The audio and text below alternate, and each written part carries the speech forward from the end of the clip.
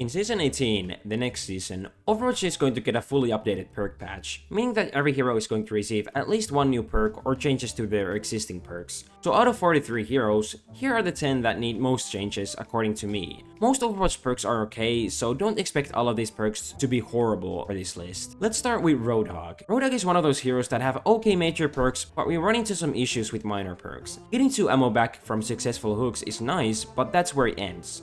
It's just a quality of life buff and doesn't really feel perk worthy to me. It's a different story with this other minor perk, which gives you 50% of your vape back, overfilling to 150%. These perks are really weird. One is clearly better than the other, and these just don't feel comparable to each other. The gameplay experience of Hog, sure, is better with these perks, but it doesn't really change the gameplay that much, and it's frustrating to play against. At least the infinite heal one. This coming from someone who plays this hero himself every once in a while. For the next one I picked Ekko, and with Ekko it's not really about the balancing of the character. In my opinion, Ekko perks are kinda just boring. Both perks that are tied to her ultimate don't really add any new gameplay elements.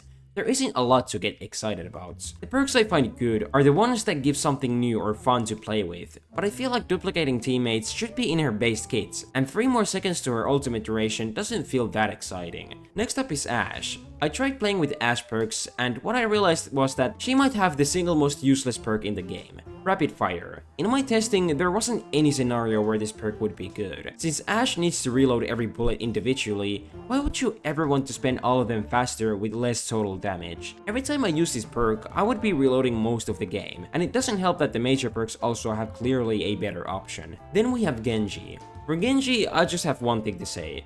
I am disappointed. None of his perks change his gameplay drastically in any way. All of these perks feel extremely passive and unfun. And making it worse is the disparity in strength in these perks. Minor perks include either jumping around more or winning more.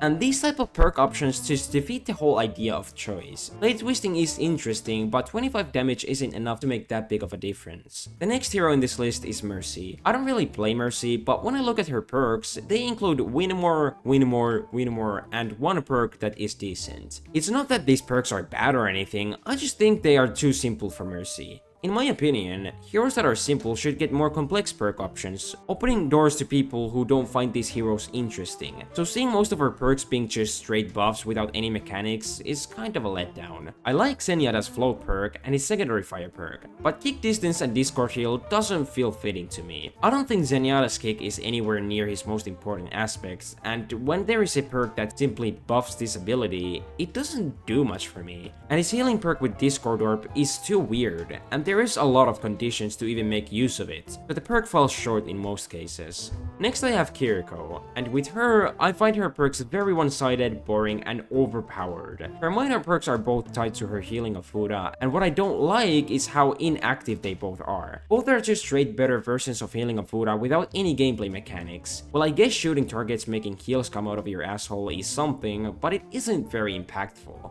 And otherwise, double teleport is literally overpowered, and other major perk falls short drastically. I love using this perk, but I know what it's like trying to kill a Kirao with this perk. Next is Hazard, and there isn't a lot to say other than he is agonizingly annoying to play against, and his perks make it worse, especially overfilling Spike Guard resource. Just isn't fun to play against. You don't have to do anything special to get the extra resource, and you save the overfilled Spike Guard for the last, so it's always in the back pocket ready to save you. This might be a weird one, but I think Doomfist has perks that aren't really that good in my opinion. His minor perks feel extremely minor, and the only honestly good perk in his kit is Power Matrix. Hitting 3 people with Seismic Slam is hard, too hard for it to be a consistent source of utility, and contrast that with Power Matrix, eating all damage for a second. The difference is huge, and that's why I don't think Doomfist has a lot to be happy about. Next is Baptiste. To me, Bab's perks are awkward.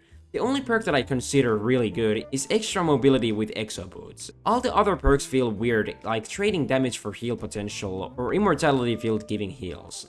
I guess the ultimate turret is cool and can be fun to use, but the thing is you don't really use it, it's very passive. I think it's really cool, but I wish there was more of a way to use it. Maybe assigning targets for it to make it more interactive or something, I don't really know. I just think currently it's very passive. So there we have it. Those heroes are the ones I think deserve perk changes the most. This list was very loose and you could easily add or take away based on your opinion. To me, with perks, the most important thing is the gameplay and how it makes it more interesting. Kinda obvious, but sometimes perks fail to do that. My hope is that they make all of the perks more leaning to that direction. There was already a sneak peek into Season 18 perks in the Soldier Mythic Showcase. To me, this is exactly what perks should do. Make the character stronger, but also give extra spice to maybe use the ability differently than you would normally do. Anyway, I guess this is enough yapping. Subscribe, do all that stuff, and I'll see you next time.